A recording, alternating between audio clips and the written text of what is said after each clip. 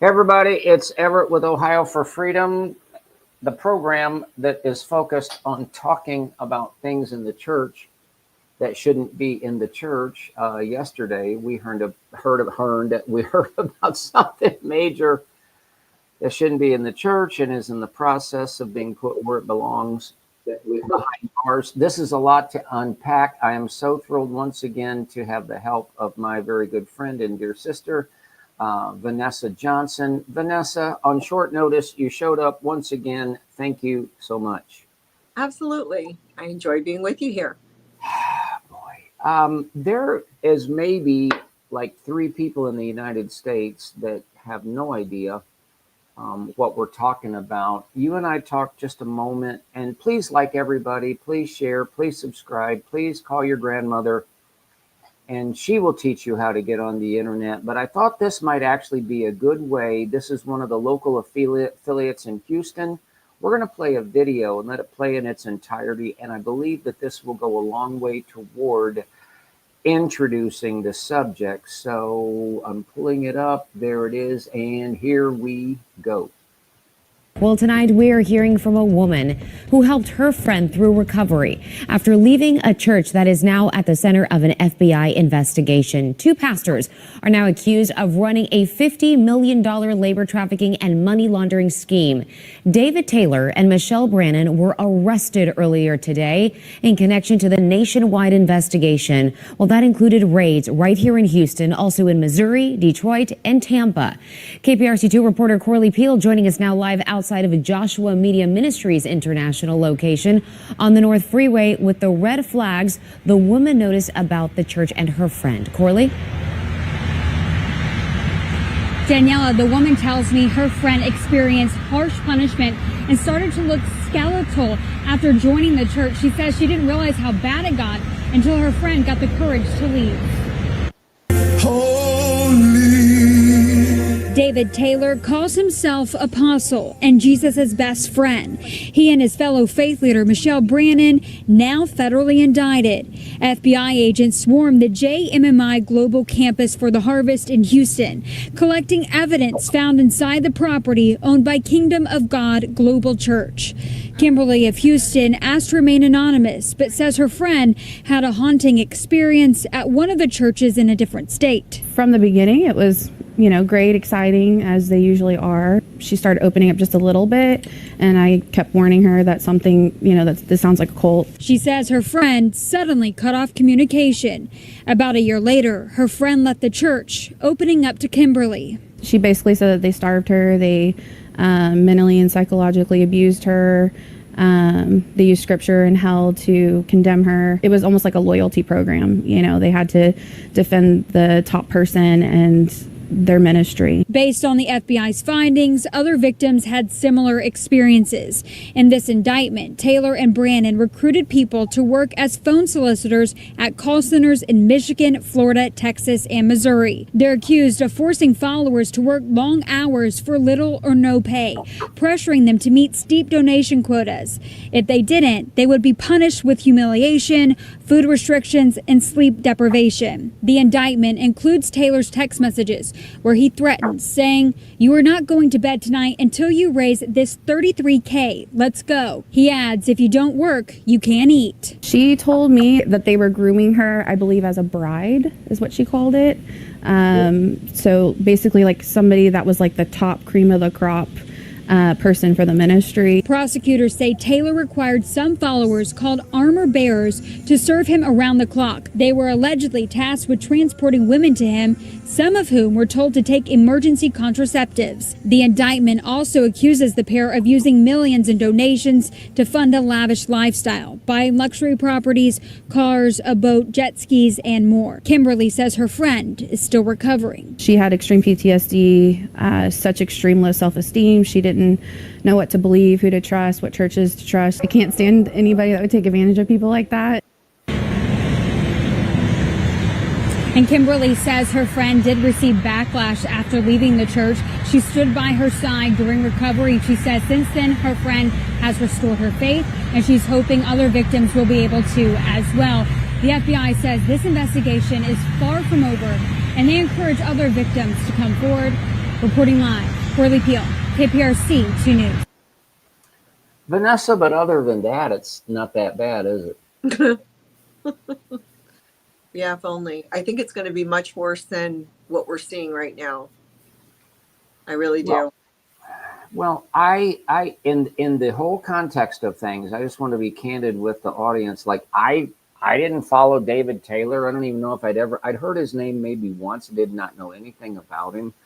Ooh, this is a shocker. It's not completely a shocker. It's a shocker, but I'm just like everybody else, just kind of getting caught up. So I just want to kind of loosely, as we go along, show that this dude was connected or at least interacted and rubbed shoulders with a whole lot of the global part of the Christian community, but a lot of big names. But you're going to cover and talk about more from the law enforcement and legal side. So would you want to begin with that and just kind of give us, at least for right here and right now, what does this look like? Well, right now there's an indictment. There's 10 counts, and it's forced labor, conspiracy to commit forced labor, and conspiracy of money laundering, I believe it is. And let me get back up here. And so, that's what the indictment reads right now. They have not yet been formally arraigned that I know of. Now, the indictment comes out of Detroit in the federal court in Detroit. They are being federally indicted. So they're not there. David has been picked up in Durham. He was arrested there. I don't know if he's been arraigned yet. Michelle, who was picked up, and I was confirmed after I did my little video today. I thought she was picked up in St. Pete. The news report says Hillsborough County, which is where I am right now. That's Tampa. And the federal court building is literally about 3 or 4 blocks from me. So she was there yesterday to be arraigned, but she didn't have an attorney there. And apparently what you saw on that video was that she said that her attorneys were out of state and then they didn't have a good number. So I don't know if she's been arraigned yet. So the next thing that happens, they have to get formally arraigned. Then a bond will be set or not set. And then they have to be transported up to Detroit because that is where the indictment is out of. And they'll sit there until the trial. And, what does it look like? Well, they're looking at up to 20 years for each of these counts. It's 10 counts. What will happen is if they go to trial, then the witnesses, the victims will have to testify. They'll have to put that all together. But, it just seems to me, based upon what I've seen, what I've read, there's a lot going on in all these cities. The raids happened yesterday in all of these cities. And here in Tampa, at his home, he doesn't have a church in Tampa, but he has this $8.3 million home in Avila, which is literally about 3 or 4 miles from where I am right now. Huh. It is a very affluent neighborhood. It's huge. And he was apparently, some of those call center workers were there because according to news reports, they were taking people out of there and then bringing them up to the closest hospital, which is St. Joe's North in Lutz, and probably, caring for them there if they've been emaciated. Like, we just heard that one young lady talking about her friend. There's going to be a lot more than what we can even imagine right now. And what's contained in that indictment, there's no way that that's all he's done. It's a matter of people coming forward. And as the victims come forward, then it'll add to that federal indictment, or there could even be state charges in each of these states, because we already know Missouri's involved, Texas, Tampa, Florida, and Michigan. So there could also be state charges as well. What does that mean to the seriousness of the situation when you have multiple states involved? Does that ratchet it up, or is it just a fact? Well, it could be, it could be just with the federal indictment, and it could just be dealt with through that federal court, or the states could also charge him as well. I think that we saw that with R. Kelly. I think that he was charged federally and state. You do see that sometimes where they're charged both. You know, you want to get a conviction when you want to get somebody that's so dangerous off the streets, right? So Right. in this case, I wouldn't be surprised if there's also state charges, because then you kind of have another bite at the apple, so to speak. And you know, you see this with high profile celebrities. You saw it with Harvey Weinstein. I think he had it in several different jurisdictions as well. Then he's, you know, he gets convicted in one, then he appeals. Maybe he wins that appeal, and then there's the other conviction that he has, so he's doing time on that. So you know, here's the thing with this: we're only at the beginning, but this is the beginning for us as people just looking in from the outside. The feds have had this for a long time. If we're at this point where they're executing raids in multiple states at the same time, this is coordinated, and they've been working on this for a long time. It is a big deal because it's the feds. They dot their I's, they cross their T's. They've got a lot of evidence. They're not going to get an indictment unless they can prove beyond a reasonable doubt each and every one of these counts. So it's a big deal. Let me ask you this. Did, in your opinion, Mr. Taylor have any idea this was coming? Like over the last 2 months or so? I mean, in other words, was he caught off guard yesterday? What do you think? I don't know. That's a really good question. I mean, I don't know. I have no idea. The thing is that they obviously can't hide. They had really good surveillance on him. They found him in a different state. She's in a different state. I mean, the fact that here's the thing with arrogant, narcissistic people. They think that they can't be touched, right? And I don't know if you even had the opportunity to watch any of the deposition that he gave, that David Taylor gave deposition testimony. It has nothing to do with this, has nothing to do with his ministry, other than he was asked questions about his ministry. But the underlying case was a civil case. It was a divorce. And you could tell by his demeanor. I mean, I do that kind of a deposition. I do those every day, you know, Right. just assess, you know, through his demeanor and how he was answering, his evasiveness, his body language. I mean, he's a narcissist. I mean, that's how I see him, just based upon everything I've seen. And he thinks he's above it all.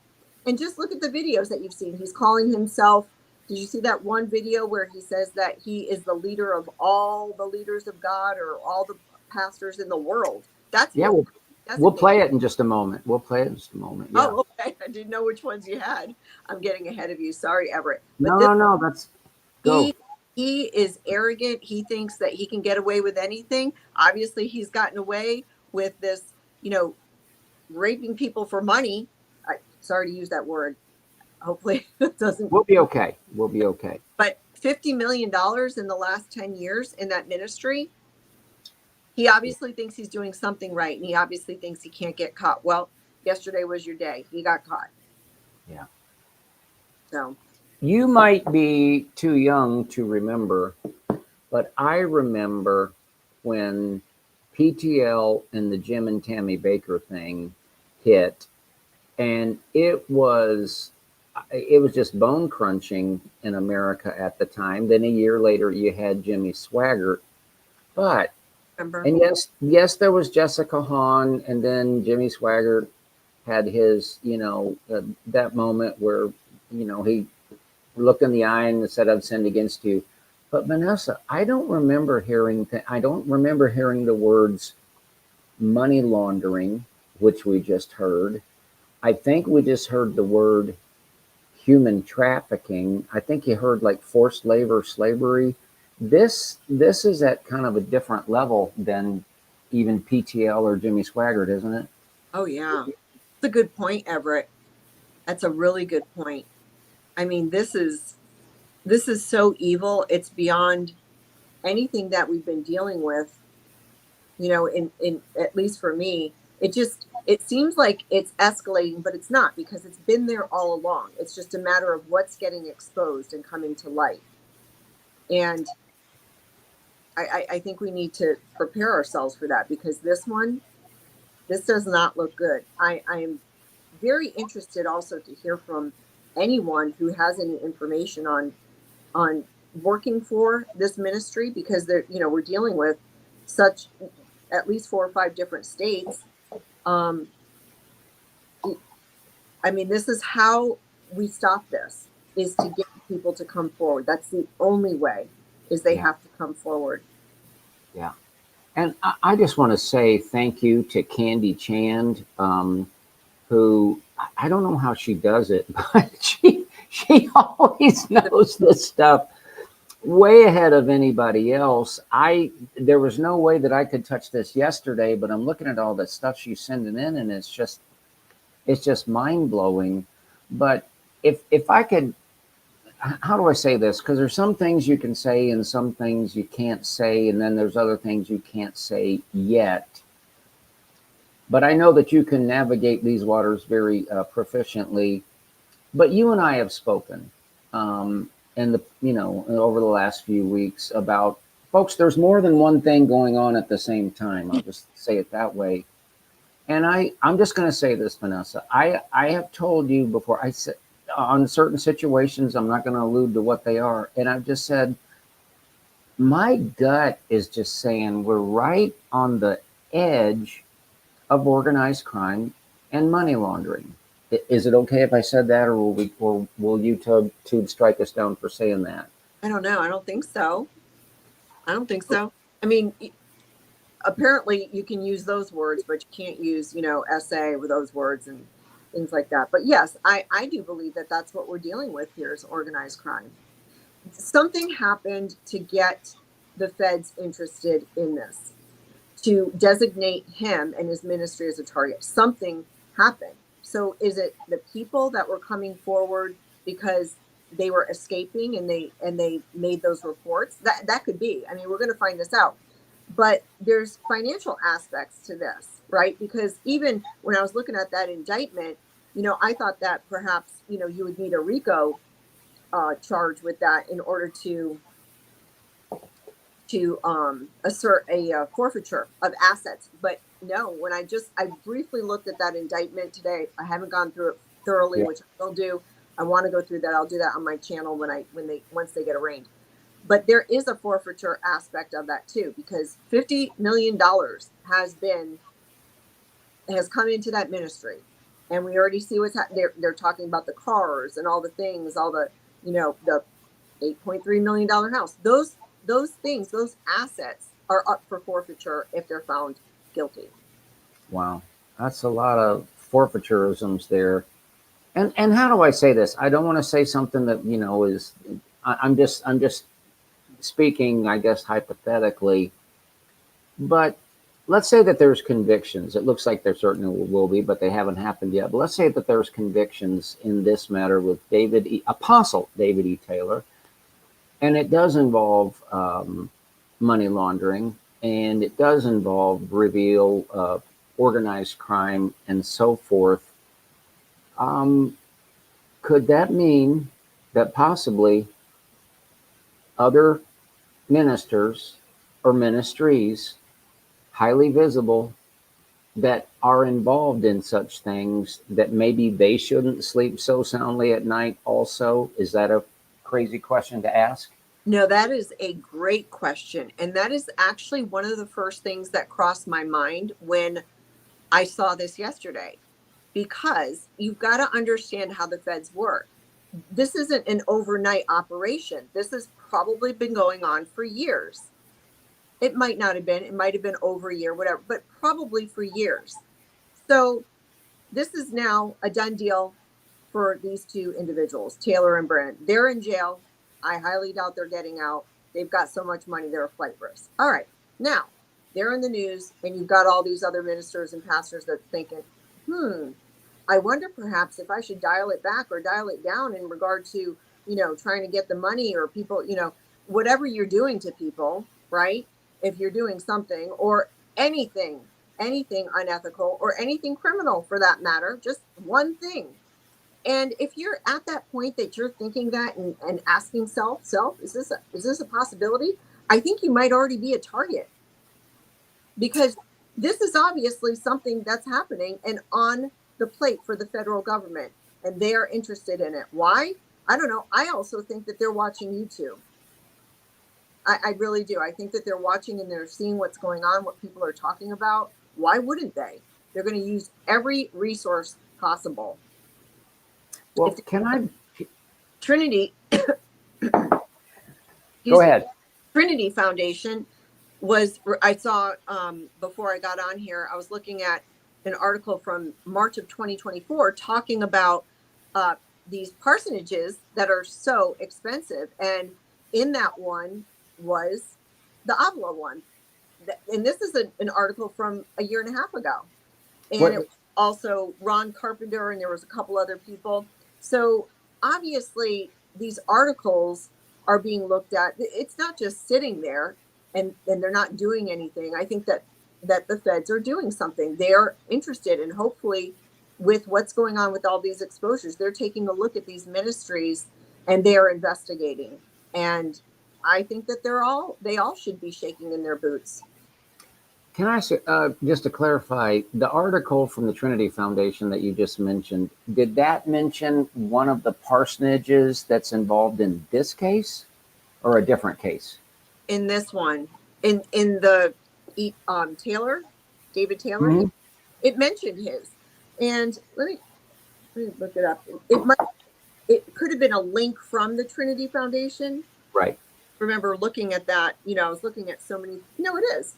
It's from a March 12th, 2024 article from the Trinity Foundation. Before Taylor's church purchased the mansion, the Hillsborough County, Florida property tax, this is Hillsborough County, the property tax on that church, on that piece of property in Avila, $155,715.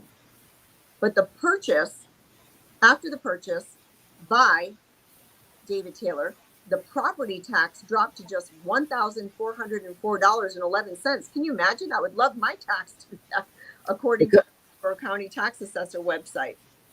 Because he kind of did the parsonagify thing on it. Yeah. And Yeah. I want to read this comment. Darlene is a frequent viewer. Hi, Darlene. But I think she's got a really good point, and she's probably done more study than we've had to. He had these people apply for EBT cards, and that's what he bought food for them with. Welfare fraud. Excellent point. I didn't hear that. I don't know where she got that from, but that is very interesting. Well, I hope that they start stacking them, because these people need to be stopped. And when I'm talking about ministries that should be shaking, it's not every ministry. It's one obviously involved in criminal activity. You should be concerned, because this is what's happening, and you might be next. And pardon me for engaging in it's okay to ask questions, folks, and it's okay to think. And I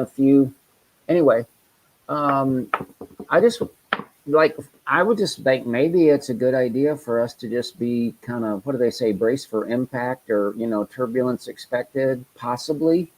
I'm not sure that everybody knows that, for example, Trinity Foundation, and this might go back 2 or 3 years. I'd have to go back and speak with them, but they uncovered the story of this Brazilian evangelist. And if we think, what's in Brazil, it's no big deal. Well, when you're carrying $3 million in cash on your ministry plane, it's a pretty big deal. And you're flying it from one place to the other. And my recollection is it was cartel drug money involved. Vanessa, would it just be like hillbilly stupid to even just wonder if sometimes things like that happen in the United States? I think that it would be hillbilly stupid not that, right? We have to think that this stuff is happening the more and more we see it. And obviously the money is just infecting these people, and they're the sky's the limit. They're going to do whatever they want to do. They don't care about the laws. They think they're untouchable. So we have to think that there's all kinds of things that are going on when you're dealing with this. I mean, we already know with David Taylor, there's all aspects very similar Well, it is very similar to Sean Combs, right? But he hasn't been charged with the sex trafficking, but I see that. I don't know what that's going to look like, but there's the allegations that he's having his armor bearers bring women to him, take that preventative contraceptive before he gets in there with. I mean, what is that? Is that not sex movement? Yes. Yeah. So that's why I say there's so much going on here. I don't think that this is the tip of the iceberg. I think we're going to see more. Perhaps there's going to be even more indictments, other people that are involved. These two people alone did all this together. I don't know. I think that there's got to be more. All right. Well, see, then I just want to acknowledge this comment. Rochelle says church doge.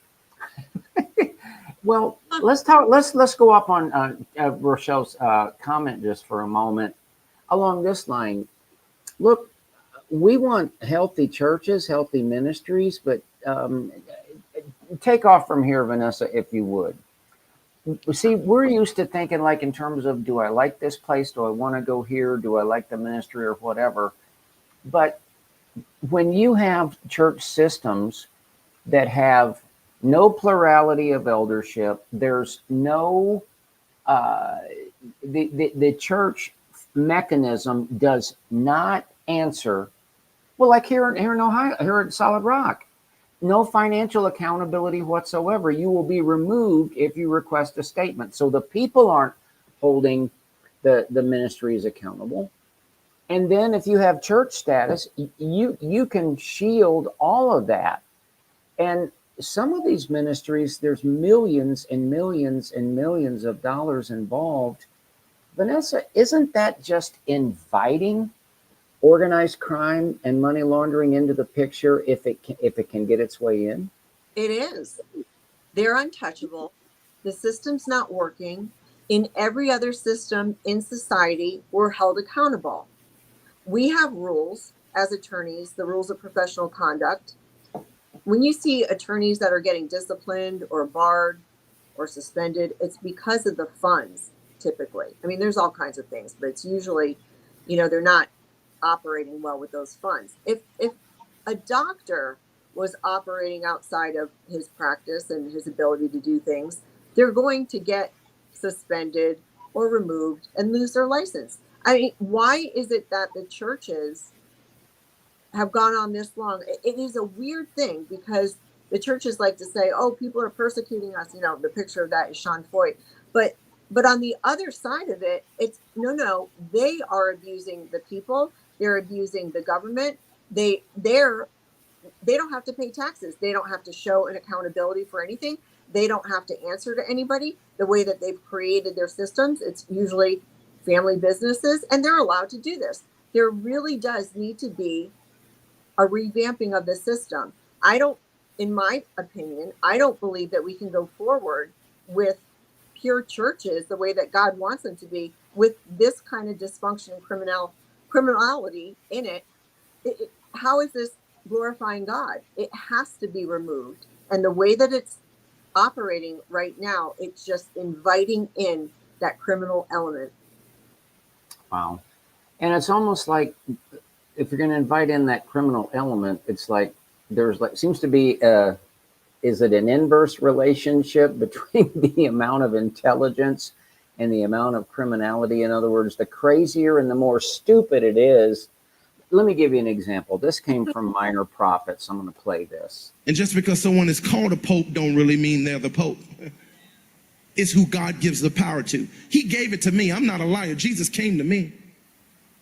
So I started to realize I'm the pope. I don't need no robes. I'm the pontiff. I've been chosen by God to hold the highest rank out of all preachers in the world. Well, people are clapping. Now, I couldn't say that if Jesus didn't really come to me. But I'm bold enough to say that because the Son of God came to me. And when I give a word to somebody, they should obey. When they don't, they're disrespecting the highest order in the land. David Taylor, a man was arrested here in Durham, and Michelle Brannon in Tampa, Florida. Federal indictments accuse the two of receiving roughly $50 million in donations to their religious organization since 2014, largely through forced labor practices in call centers across the country.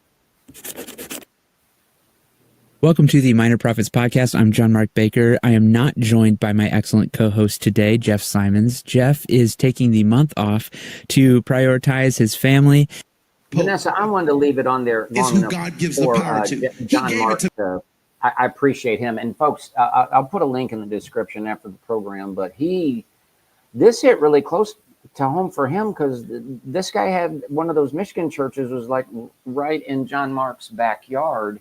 Right. But so I wanted to give him credit, but are we safe, Vanessa, like being critical of, I didn't know David E. Taylor was the Pope, but are we safe talking about the Pope?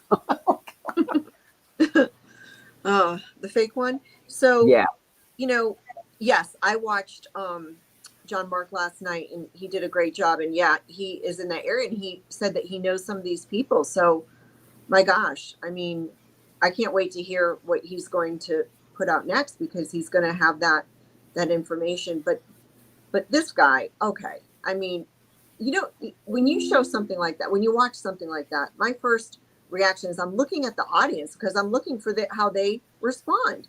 You got people in the back clapping and screaming. I mean, it's embarrassing. I feel embarrassed for them. And these people are in the front that you can see. They're not even squirmish or nothing. They're just, business as usual, listening to what he says. Sounds like to me, or looks like to me, they've heard it before. It's not the first time he said it. And they just buy everything out of his mouth. It is a strange phenomenon. I know that's an issue that a lot of people say. They're like, why are you going there? You guys, this and that. But, you and I have talked about this. You want to be a part of something. We don't know what's going on, how they got to the point that they're buying all this. And perhaps some of those people that were there, maybe they're not there anymore. I don't know when that video was, but I don't know. I mean, it is definitely strange. The Pope.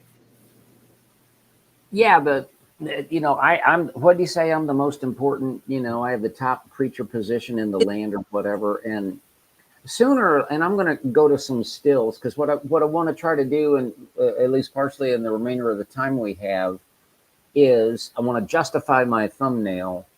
Because it's amazing. This guy had at least that little crowd fooled. He's saying, I'm the most important, whatever in the world. And they're like, oh, yeah. But this guy has rubbed shoulders with a lot of the spiritual leaders, as Jana Mitten would say, a lot of the, quote, greats. And we will demonstrate that. Well, let's just demonstrate it. We'll do some demonstrating right now. This is Vicky Yohe, and I'm not even that familiar with this. Are you familiar with this part of the story, Vanessa? How she fits in here? I knew that she came out on a Facebook Live and shared that she was abused by him. I think she was in a relationship with him for like a year and a half or something. That's all I know. Yeah. She released a video in 2018. So part of what we're trying to do in the second half of the hour that we have is just show like these connections.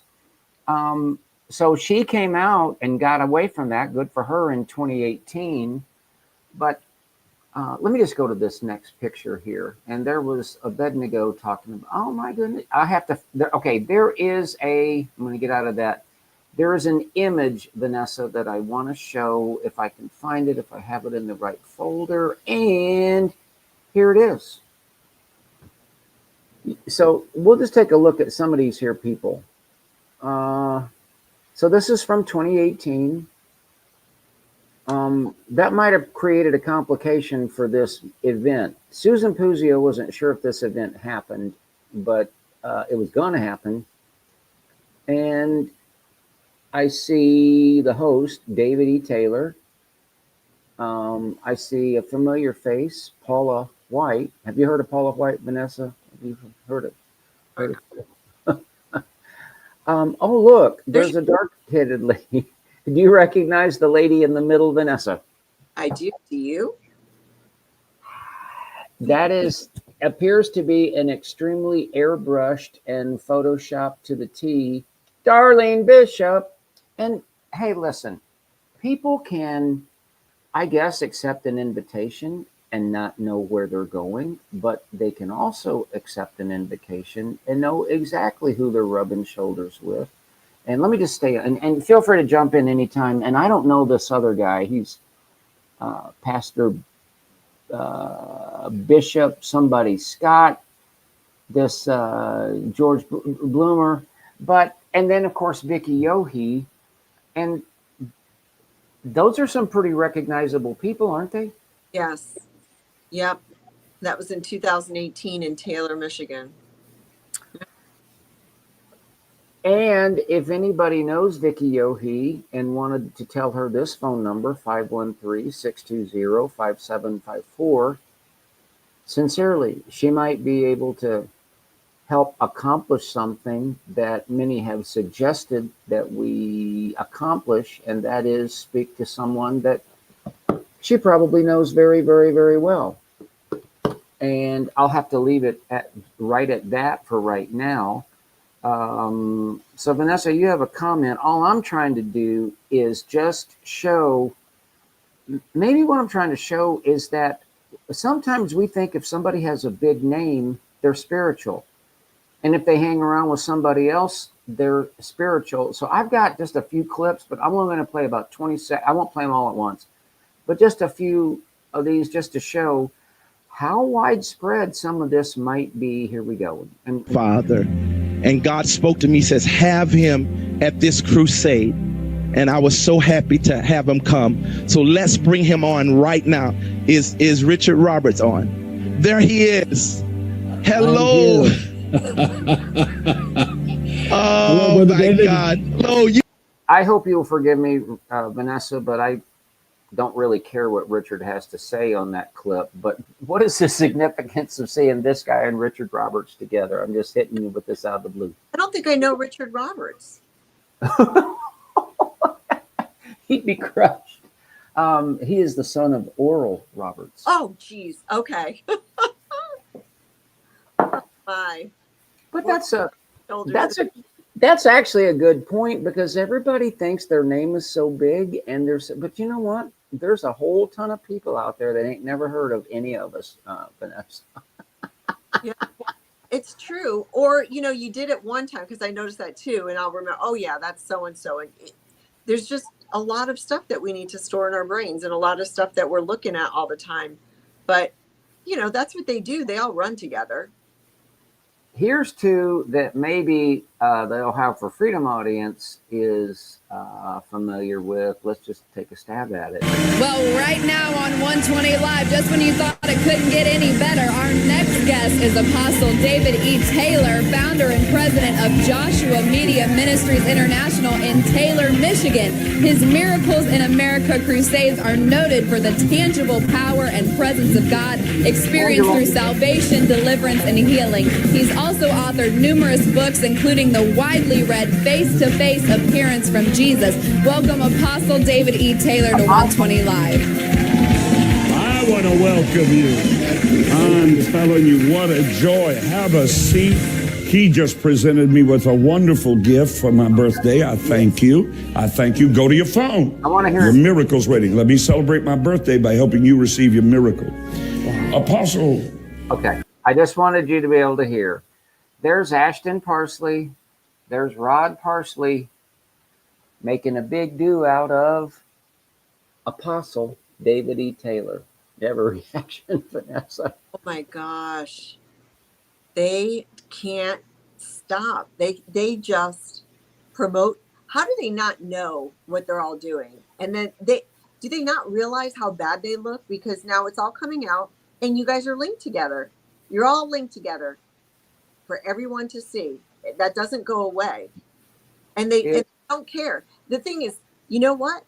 The first person I would expect to come out, or first people, somebody like Rod Parsley coming out and doing a video. Oh my gosh, I never knew that this was going on with David Taylor, and we certainly don't condone that, and come out and say something, but they don't. And you know what, to me, that looks like? You knew.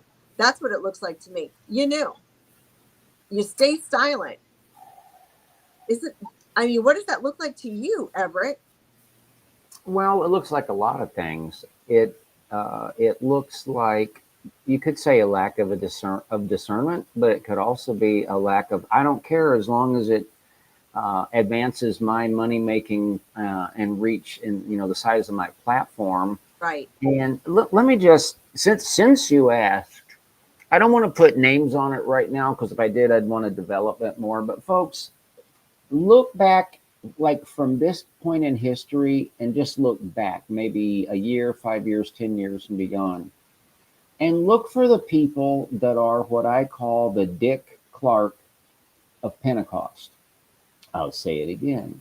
Vanessa, it's called the Dick Clark of Pentecost. Dick Clark couldn't sing that I know of, couldn't play an instrument that I know of, didn't write songs, do any of that, but he made a huge business for himself, platforming the people that could, and I do think he was a good trend spotter.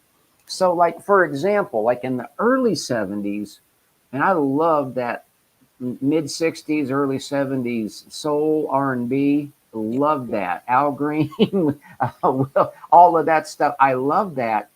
But see, a Dick Clark he didn't have any problem spotting the disco trend, and like overnight, boom, he could start platforming all the disco people, that kind of thing. Right. Yeah. Who are the people that are really, they're the Dick Clarks of Pentecost? Mm-hmm. Well, Rick Joyner would think that he is. Yeah. Right? He likes to platform everybody. I think that they all have a measure of it. They're loud and proud, and they're shoving this down your throats, and they act as if if you're not a part of it, then you're not the cool people that's how I take it. But you're not filled with the Holy Spirit. You're not abiding by God. We know more than you do. You're here, you're down low, peasants, and we're up here elevated in this, in this kingdom and in the, the mansions, right? So absolutely. I don't know. All of them, Rod Parsley, they're all doing it. Everybody that we talk to, or people that want to be like that, mercy culture, they're all platforming each other. Michael Brown, all of them. Well, and I'll put one name out there just because, and I'm not at all bashful about mentioning names. It's just then I'd have to give a bunch of examples. But one very easy one to spot is Joni Lamb. Oh yes. Why else would she put Catherine? Catherine Crick is a carbon copy of David E. Taylor. But why would she do that? Because she needs the ratings, but she's she's one of the Dick Clarks of Pentecost. She's running an American gospel stand show, and you need some entertainment and you need some eyeballs. You see, the difference though is Dick Clark, he was really going after talent that was, people appreciated that talent. I don't think people appreciate the talent that Joni Lamb is trying to platform. People are, I see it everywhere. People are not happy with who she's platforming, but she's not going to get the people that are following Christ. She's not going to get the people that are honest. She's going to get the people that are willing to go on her show. She's left kind of with the bottom of the barrel, it seems. Right. Well, very, very good point. And she's having to pay like overtime, triple time, who knows how much time, just to get people to come on, and it seems, to host her. Here's another guy that seems to be pretty good at platforming people. And anyway, let me just play. This is a very short clip. It's 9 seconds. Hello, Sid Rocky, investigative reporter here with David Taylor. And my guest has seen the future for the United States of America. Vanessa, do you think that his guest saw the future would include his raggedy rear end hauled into jail and going to probably spend time in federal prison for the rest of his life? Oh my gosh. Sid Roth, bringing them all in. I think he's the original one that, brings them all in, right? Before Joni Lamb. Forgot about him. I don't know. No. I talked to a podcaster. We're working on something that we're not ready to announce yet, but he made a very good statement. He said to me, he said, so many Pentecostal charismatics, of which you would call me one, definitely. He said they are so afraid and paranoid about being caught in unbelief, not believing something. They're so paranoid of that, they believe everything. I think this is a good example of that. Here's one more fellow that I never heard of. Our guest tonight is a dear friend whose name is rising fast among the ranks. He has been known, of course, to God for the special person that he is and that he was created to be, but he's becoming known throughout America and the nations of the world. You probably have seen him on either Rod Parsley or Sid Roth or some of the other broadcasts around that are on this network and other networks. But he is a powerful man of God who literally has taken the power of God into communities, challenged local communities and government. Okay, Vanessa, I honestly was not familiar with this fella, but one thing I've heard of it and I don't want. That's TBN. Of course. So, if it's on TBN, it has to be spiritual, or is that not true? Apparently, that's what they think it is. And what are they thinking now? That's the question that I'm left with. These people that are talking so highly of David Taylor. Did you not see what happened yesterday? Did you not see the indictment? Have you not watched any of those news clips? What do you think about him now? And they'll say, oh, well, he's still anointed. He's still chosen by God. He still hears from God. I mean, that's, in my opinion, that's what I can imagine that they're going to say. Oh, just because of that, those are allegations, doesn't mean it's true. And, he's still chosen. You need to forgive, right? You and your clip with Robin, fast and pray. Don't touch him. He's anointed. So nobody, according to all of these pastors, the ones that are platforming all these people, and now we're finding out that your buddies are getting charged. So if they shouldn't be charged, does that then mean that everybody in the whole country shouldn't be charged with a crime? Because, with the varying stages of salvation, fast and pray, we can't judge. Only God can do that. So should we just get rid of laws? Should we just get rid of prosecutors and courts? Should we just get rid of the government? I mean, that's the slippery slope that we have to go down because of their responses. They're ridiculous. You know what?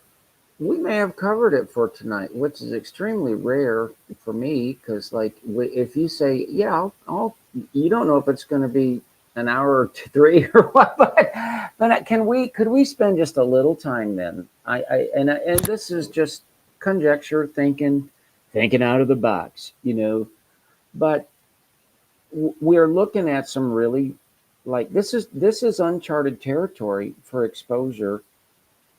I mean, so far, isn't it? With the money laundering, with the organized crime, with the seriousness, the multi-state.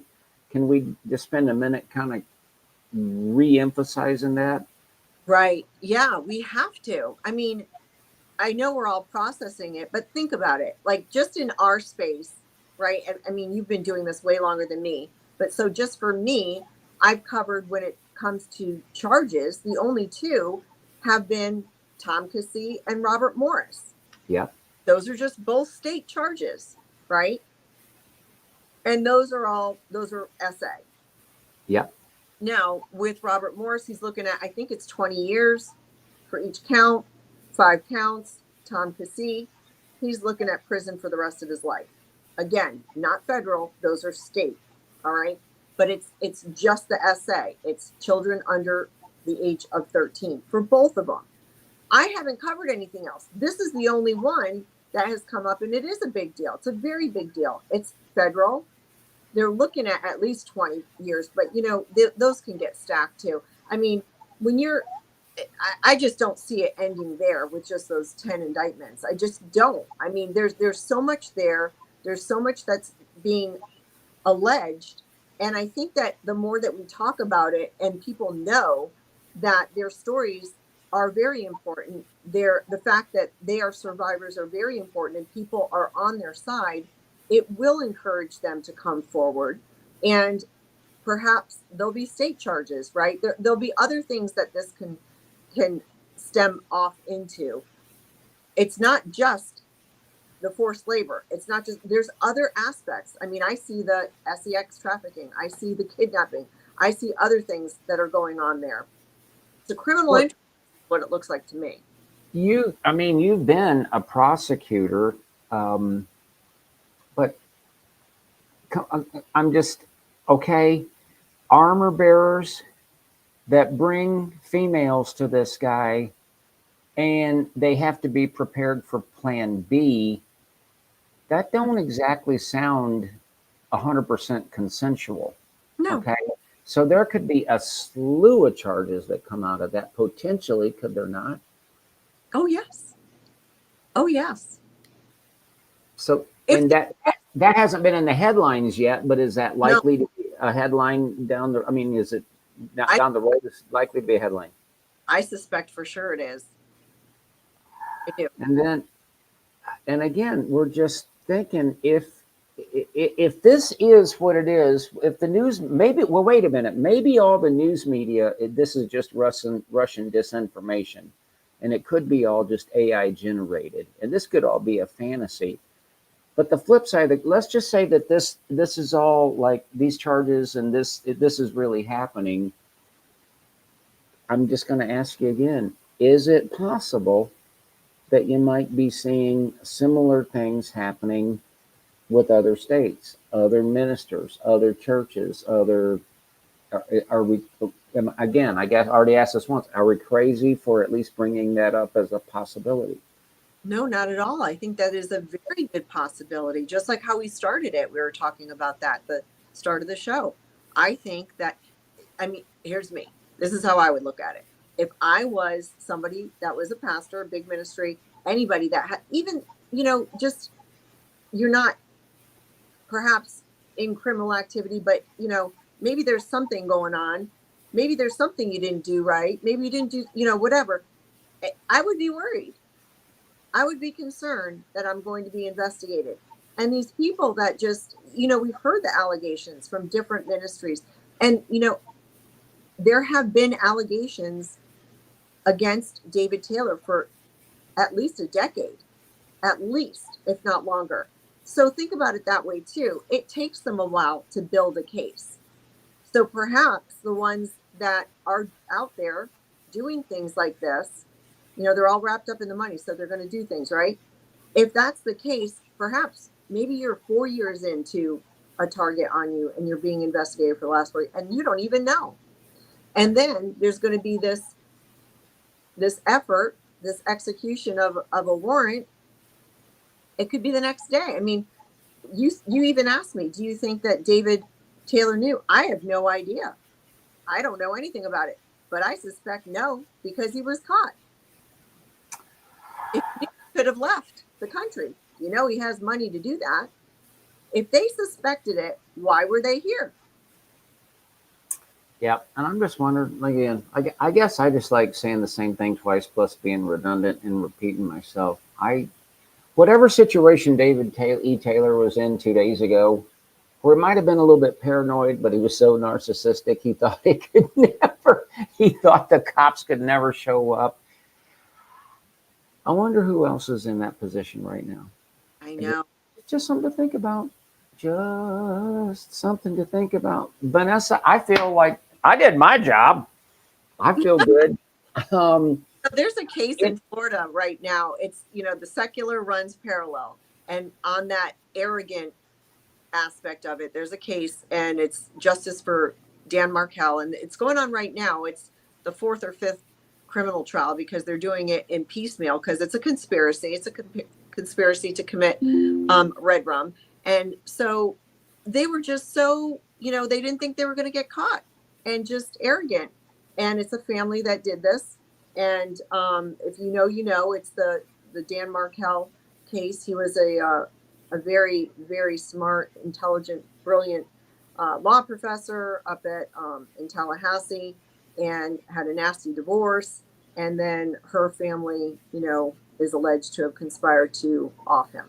So when you're looking at people that they just think that they're untouchable, and these people had money, so they hired hitmen to take care of this man, and they just really thought that they were never going to get caught. And here we are 11 years later, and you're on trial. So we're seeing that a lot. I mean, sometimes it takes a while, but justice is going to catch up with you. But even more so, God is not going to let his people, the ones that have been abused and forgotten and oppressed, he's not going to let them cry out for so long. Justice is coming. Justice is here. And I think that we're going to see more of this with other ministries. Do you really think that the federal government is going to just look at this one in a vacuum and say, oh, it's just them doing this? It's just them. We don't need to look at any other ministries. There's no way. That's not how they would operate. So buckle up. I'm going to ask you to make the final statement, and then I'll come back and tell people they can support Ohio for Freedom. But I want to challenge you to, on the spot, react to this, and I would really appreciate it. I don't think David E. Taylor was cooperating in the investigation against himself. That's just my gut. I doubt if that was happening.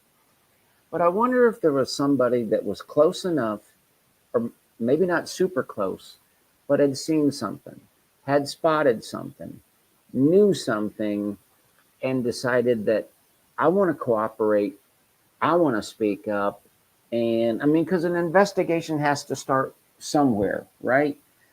So I guess what I'm saying is, Vanessa, in churches and ministries out there, if there is somebody that sees something that they know isn't right, but they haven't said anything yet, what would you say to them? Go to the police. Go to the police. I mean, if they haven't said anything, are you talking in the context of saying anything to other people about what they're seeing? Is that what you mean? I'm just asking.